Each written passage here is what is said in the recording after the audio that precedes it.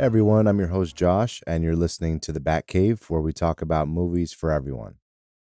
So if you haven't already, make sure to follow me on Spotify so you can stay up to date on new and upcoming episodes. You can also follow me on Instagram and make sure to subscribe to my YouTube channel, and your support is highly appreciated, so thank you. So in this episode, we'll be covering the movie Dumb and Dumber. So this movie came out in 1994, and it's rated PG-13. So the cast of this movie is Jim Carrey, Jeff Daniels, and Lauren Holly. And the director of this film, it was directed by the Farrelly brothers. So they worked on movies like Shallow Hal, Me, Myself, and Irene, and also There's Something About Mary. So definitely a lot of movies under their belt. And the music composer was Todd Rundgren. So I'm not familiar with him, but he's a musician. He's not really a music composer. They just used, or the director used his music to, basically be the background for this movie for the most part. So the synopsis of this film is about best friends, Harry and Lloyd, which are not so intelligent guys.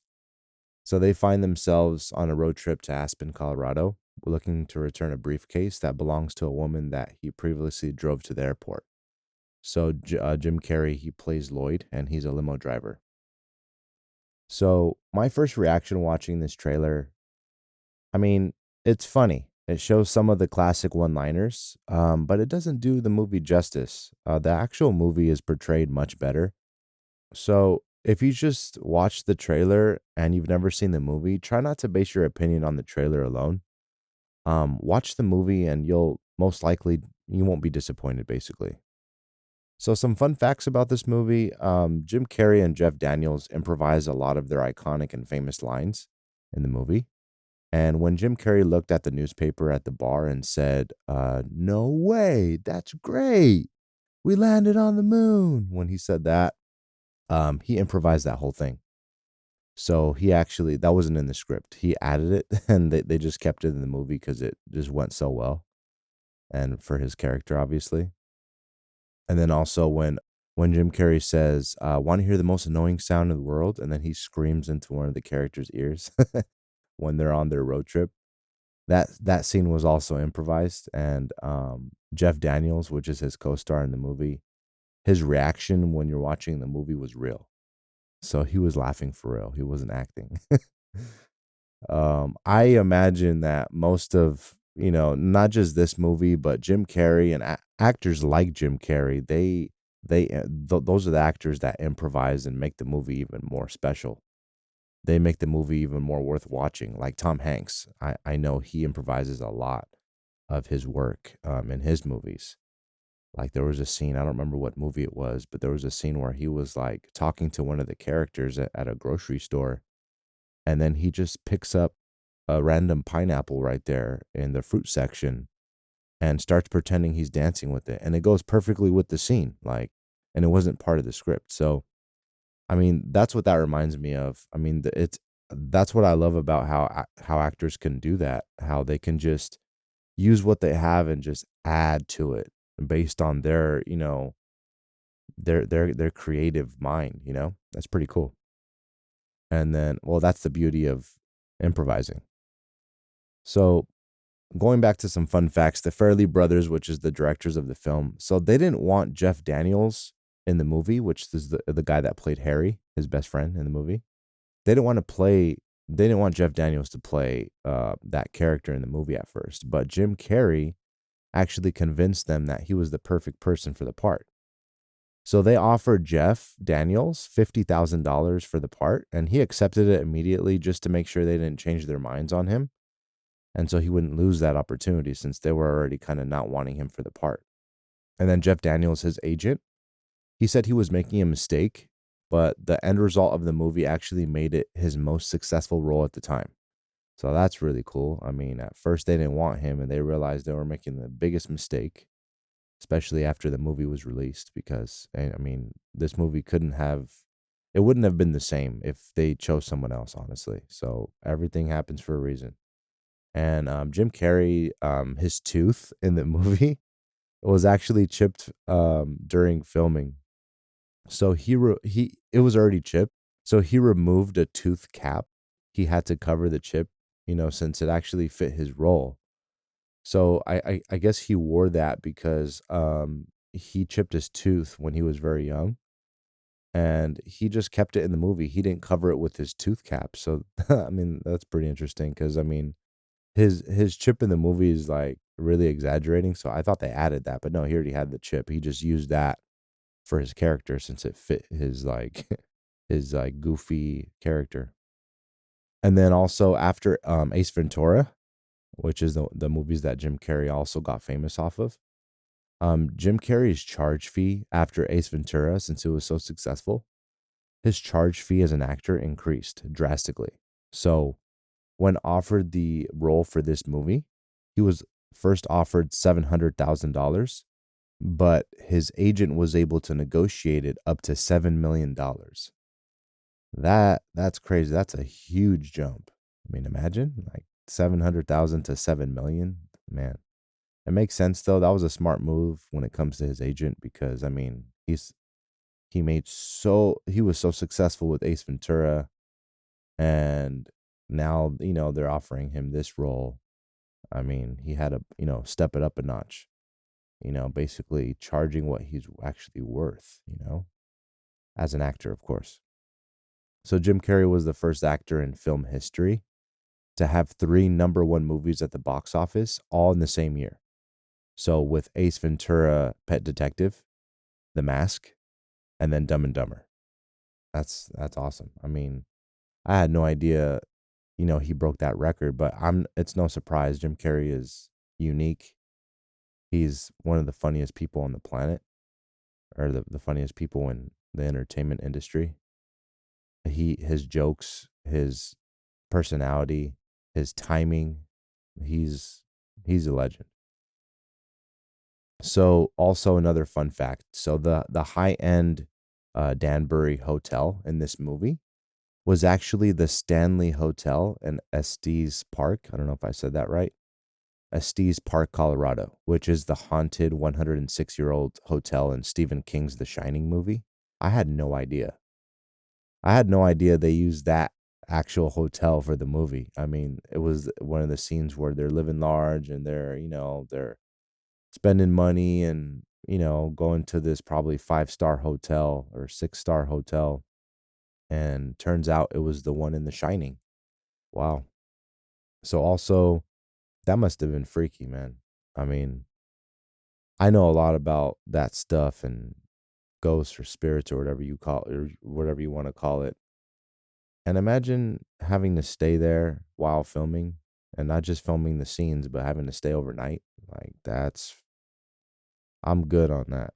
I would probably just stay at another hotel and just meet them for filming the next day. But yeah, Jim Carrey specifically requested to stay in the most haunted room, which was room 217. But he checked out after only 3 hours because of the paranormal activity in the room. So I can only imagine what he experienced. So he was down. He was like, yeah, let's do it. He was probably just trying to provoke it.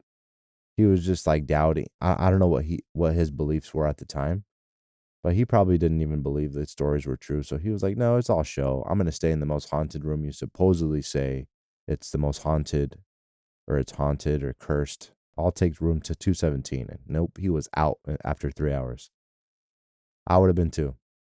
So some highlights of this movie. Definitely the beginning of this movie is a funny highlight. And during the dog delivery scene, it was a mess and it was obnoxious. And like the vehicle he was driving was comedy. The airport scene with Lloyd when first meeting and picking up Mary Swanson, which is the supporting female character in the movie. Oh my god, there's just so many one-liners and like classic jokes that you like and you never get tired of, and you can never go wrong. I mean, there's so many lines and like classic quotes from this movie that me, my brother, and my sister, occasionally bring up and quote. And especially in that airport scene where he drops Mary Swanson off and he asks her about, because he likes her, he falls in love with her at first sight. And then he starts like tripping over his words and asking her really dumb questions. Oh man. But yeah, A lot of good one-liners and classic jokes. So yeah, another scene. It's when they hit rock bottom in the movie, and they're in their apartment, and the lines that they exchange were classic comedy once again. And also when they go to a diner and run into some trouble with one of the customers and his friends, another classic scene. Oh my gosh. I mean, it's so hard to, know all the classic scenes because the whole movie is a classic. I mean, it's consistent with its jokes. It's so original, and nowadays, yeah, there's some original jokes in films nowadays, but you can't compare this comedy to comedies now. I mean, now it's just, I don't know, it's just focused on being vulgar and nasty, and I don't know. Or especially like R-rated films, they just go over the top trying to be funny, and they just overdo it sometimes. I'm not saying all movies, but there's a lot of movies nowadays that are just like they're just exaggerating. They're over the top. They're a little too nasty sometimes, where it's just like, man, you really trying to be funny? That's not funny. That's nasty. But no, this movie, I respect the this movie because it has and the script and the people that worked on this movie, because I mean the jokes are unique. They're unique. They don't have to be overly nasty to be funny. They just really deliver some good content, some good script. And it's just rare to have movies like that nowadays, where they just land every joke, and I mean, I think it's also just the talent of the actors and their timing and how they kind of like portray their characters. It's just everything fits so well. But yeah, throughout their road trip, when they're driving together and taking turns, they run into some funny situations and dilemmas. So one of my favorite scenes in this whole movie is when they go to this barbecue house with another character, and the character has trouble with what he eats, and what they say to him and what they do to him is hilarious. Like those are one of the scenes where I'll like quote it with my brother and sister all the time, occasionally. Never gets old. So also when Harry he starts I'm sorry, when Lloyd, which is Jim Carrey's character, he starts dreaming and falling asleep while he's on the road. I'll never forget that dream sequence. Like, it's so random, but I mean, it's comedy. It has like some dark comedy to it too, which I didn't expect it, especially first watching it as a kid. It was really dark. It was really dark, but it flowed. You know what I mean? Like it wasn't out of it was out of pocket, but in a good way. It was savage. It was a savage scene. I'm just trying to like describe it as general as possible, so I don't give anything away. But people that have watched this movie know what I'm talking about. That dream sequence, especially at the end of that dream, it was comedy, man.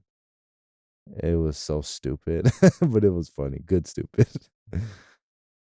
There are too many highlights to cover since this whole movie is basically one constant highlight. That's a good way to put it. So many classic one-liners and scenes in this movie. I actually quote the movie at work with my boss, and we know all the lines to the movie, so it's funny. Like he'll say one line, and then I'll finish it because I know like every line of this movie. And my brother John and my sister Jackie, they know most of the lines in this movie too. So like we'll finish each other's sentences. Like it's just hilarious. I mean, it's classic. I don't really know how else to explain it. So why is this movie good? Obviously, you already, have an idea of that based on what I just shared. But like I said, I mean, this movie has a consistent script that really lands every joke, and for its time as well. It's early 90s. Jim Carrey and Jeff Daniels are the perfect match, and it legit looks like they're actual best friends. Like like it looks so real. It just so believable. It's so like natural. They're just naturals. Like it doesn't even look like I'm watching a movie anymore. Like it just seems like they're dumb, goofy, airheaded best friends that just like run into some trouble throughout the film, and it's funny. It's just so funny. And they have perfect chemistry. They have really good chemistry. And of course their acting is spot on. and each of them nailed the character spot on. I couldn't have imagined this movie without them. I can't say that enough. I mean, they were a perfect match when it comes to co-stars or being co-stars. This movie is definitely one of the greatest comedies for its time, and it has a good story too. It's not just a dumb comedy where it doesn't really have weight to it, doesn't have a meaning, or it doesn't really lead to anywhere. No, it has a great story, and it actually leads to somewhere, and it keeps the viewer engaged. And despite it being a dumb comedy, like, them being dumb, I'm not saying it's a dumb movie. I'm saying it's it's like dumb humor. But although it's a movie that's dumb humor, it has a good, valid, worth watching, important story. It's not foolish. So they did a good job when it comes to storytelling. And although it's, about two best friends that are dumb, and literally it's called Dumb and Dumber, the movie, and I mean it's a solid story. They're basically going on an adventure as best friends on a road trip, and not just a few parts are funny, the whole movie is funny, and I'm not exaggerating. You got to watch it for yourself. Like throughout this whole movie, they just drop some one-liners that flow so perfectly, and just how they express themselves are is just comedy. So some plot twists. There definitely are a few plot twists, and especially regarding like who's behind the whole scheme and dilemma of the characters in the first place. So that was unexpected. You don't really expect who was behind all of it. That's pretty much it. I don't really want to reveal anything else. I just want to just kind of go over it lightly. Some memorable moments. That kind of ties in with the highlights, but I'll go over some of the same topics and also just other ones as well. So the opening scene when the main character is introduced, of course, multiple scenes where the characters are on the road. The diner scene, like I said, that barbecue house scene, and the jokes within them are unforgettable. They're classic. The dream sequence that I mentioned, when they discover what's in the briefcase and they're returning it to Mary, and the lines that were exchanged, and like how they kind of like got into it, and they're best friends, So when they like, it's funny because like it seems like they don't get mad at each other, or like they're just buddies, and and no, like how they got mad at each other and turned on each other was hilarious in that scene. I mean, although, yeah, every friend or anybody that you're in a friendship or relationship with, you're gonna get mad at. But what I'm really saying is like they turned on each other pretty savage. It was funny. But also when Harry is on a date with Mary Swanson, and how he takes things personal at a certain point, and then he starts getting competitive with her. That scene is hilarious, and his laugh, oh my god. Jeff Daniels' laugh is like is like it's hard to get out of your head. I'm trying to think of a word. It's like his laugh is so funny. Like I wish like I usually like to impersonate certain people in like movies or characters that I think are funny or cool or like, I can't impersonate his laugh. I can't explain it. It's like so it's not I can't think of a word, but it's like it basically sticks on you in a sense. It's comedy. I can go on and on, but throughout there are memorable moments that will crack you up, and I can't get into all of them to prevent spoilers. I hate spoilers. I can't say that enough.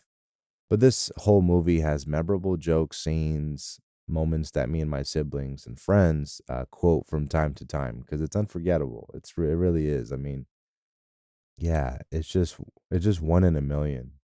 And then as for the music for this movie, the soundtrack actually fit the movie nicely and had like a dorky and funny tone to it. For the road trip scenes, the soundtrack was good and had some memorable tracks. I mean, it literally sounded like it was like good mood music. So it was cool. So in the box office, the gross income of this movie was actually $247.3 million, which is amazing, especially at the time. And for being a comedy, that's really good. And then as for the production cost, which is their budget, they spent 17 million. So they definitely made their profit. And then the critic reviews, Rotten Tomatoes gave it a 68%, which I don't know about Rotten Tomatoes. That's pretty low for this movie. This movie was like one of the greats of comedy. IMDb gave it a 7.3 out of 10, I guess. I mean, I don't agree with that. It's still kind of low. I would give it at least an 8. And then the fan reviews, that's more like it. I'm telling you, like, when it comes to critics, I get it. They critique it in a professional stance. They try to cover all bases. Like they professionally review the movie, which I get. They have to cover everything: screenplay, the scene or the cinematography, and all that. And they grade each one and then come up with this ultimate score, I imagine. But that's why the score seems a little more harsh. But the fan reviews, this makes sense. It got a 4.5 out of 5. So that makes more sense. I mean, the fans are the ones that are going to love this movie openly instead of like strictly critique it. So definitely that makes sense. That this movie got good reviews from the fans, especially. And then my expectations of this movie, I mean, I first watched this as a young boy. And I didn't really have any expectations since I didn't know much about movies at the time or about this specific movie until I actually watched it. And some unexpected outcomes. Some scenes were unexpected. Some character agendas were kept under wraps pretty well until the final act of the movie. So they actually did a good job with that. And I didn't expect such a dark comedy scene during Lloyd's dream sequence again. I'm not gonna get into details, but yeah, just watch it for yourself. You could even YouTube it if you don't want to see the full movie and just put Dumb and Dumber Lloyd Dream, and you'll see the whole thing. And then just wait till like the end of the dream, and you'll know which scene I'm talking about. It's savage and it's comedy. And I remember watching it with my family. My dad was literally dying of laughter. And like one of my favorite things about watching movies with my family, especially my dad and my mom, is that they're just I love experiencing and watching movies with them. That was a big part of my childhood. I love their reactions. Like I love their reactions more than the freaking movie sometimes. Like like my mom, even though sometimes it gets over the top, but she gets excited about stuff and she narrates sometimes. She's like, "Oh my god, what's going to happen now?" Like she really thinks out loud. And I love my mom so much. She's so funny. She thinks out loud and she just narrates it sometimes. And she's Salvadorian, so I actually get that side of her a lot. I mean, we express ourselves so much and we exaggerate a lot of things, not everything. I'm not going to be exaggerating with this, but we do exaggerate in how we express ourselves and how we talk and how we think out loud. And but yeah, I love watching movies with my parents, with my brother, my sister. It's been a while since we've seen a movie all together as a family. But yeah, my dad, his laugh is like I don't know how to explain it. It just sticks to you. My dad's laugh would crack me up. When he would crack up, I would crack up because his laugh is just like he would tilt his head back and just start dying of laughter. And his laugh is so like hard to get out of your head in a good way. I love that part of my childhood, watching movies together. That made a big part of my childhood. Just enjoying good movies together, having a great laugh together as a family. Like that's one of the beautiful things in life to me.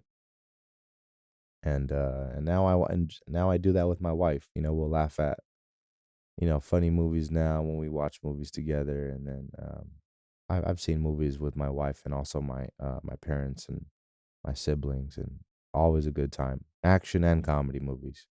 But anyway, going back to our topics. So, is this movie rewatchable? I can rewatch this movie literally over and over again, and it never gets old. So, definitely rewatchable. Is this movie for kids? Yes and no. If you want to watch this with your kids, just know there's some nudity, just a little bit, during the dream sequence, and then also the dark humor scenes that are a bit much for kids. So I shouldn't have seen it so young, but I mean, besides those scenes, it was a classic comedy. So definitely recommended, but just watch out for those scenes. Besides that, it should be okay for kids. And so the movie's message, so I at first I wasn't really gonna dive into this since it's a comedy, but honestly, comedies could have good and bad or certain messages too, like a deeper meaning. So I think the message is in this movie is to return what doesn't belong to you, regardless of what it is. And also, don't turn your back on your best friend for someone you just met and you don't really know well enough. And you're like blindly in love with them and you just met them and you're willing to do anything to have them. So you can hurt people, obviously. You can hurt people you care about along the way as like while you're trying to get what you want and something that you've become so honed in on. And that goes for people that you want and also certain things that you want as well. If it leads you down a path of greed and selfishness, you'll just end up hurting the main people in your circle and yourself. And yeah, don't underestimate comedy films not having a good meaning and message. Or at least, I mean, that's how I see things in my perspective. Like don't blindly chase something, and during during the time that you're chasing that one thing or one person that you don't know and like well enough, or you're blindly chasing it impulsively, during that time you could trample your loved ones while getting what you're obsessed with or getting what you want. And in this case, Lloyd, you know I'm not going to say too many details, but he was chasing something or someone, and he hurt his best friend during you know during that time, during that process, and then he realized that, hey, I messed up and I don't know what I was thinking. So he, basically came to his senses. I'm just going to kind of go over that lightly, but yeah, I definitely see that message in this movie. Although at first, I wouldn't have thought of that, but really thinking about it and going over the movie again, that's the message that I got out of it. So yeah, there's that. And is this movie relatable to me or my life? So ever since I first watched this movie, believe it or not, I actually started watching this movie every single day as a kid, every morning, and it got to the point where I would recite the lines and the cussing from the movie so much that my mom ended up throwing the movie away. She basically had enough of me watching it every day. She would hear me say like, "Oh, son of a bitch," or like words like just cuss phrases or cuss words like that, like just mimicking the movie. And mind you, I was a little kid. I was like 5 or 6 or something like that. I was just a little kid reciting these lines. So eventually she got tired of it. She would overhear me and she would be like, "Como? What did you say, Joshua?" Like, "Como?" Oh man. So then she threw it away. And the next time I had that movie in my possession, when I was older. So yeah, this is definitely one of my childhood and all-time favorite comedies for sure. So that's how it relates to my life. So the Goosebump experience. So I mean, this movie doesn't apply to the Goosebump experience, but it does apply to just being a movie that makes you laugh for countless years. So our family cracked up, dying, watching this, and even till this day. I mean, the acting, timing, and jokes are so good. And my overall review for this movie, I mean, there's not many comedies that can do what this movie was able to do. And it delivers on all its jokes spot on. And the timing of the jokes are really on point. The jokes are memorable and iconic to the point where people till this day quote a lot of lines from this movie. The characters Harry and Lloyd are the perfect pair. Their chemistry make this movie basically. Their characters are iconic and memorable, and no other comedy can compare to this one. And one sentence to think of on the spot that sums up this movie for me. A hilarious, iconic, classic 90s Jim Carrey jam. So there you have it. And then the overall rating for this film, my review, I give it a 9.8 out of 10. Easily. I hope you enjoyed this episode. If you have any requests on what you'd like me to cover next, go ahead and submit them on my Instagram at _Batcave_podcast or on my YouTube channel, the Batcave Podcast. So thanks for listening, and I'll see you guys next time on the Batcave.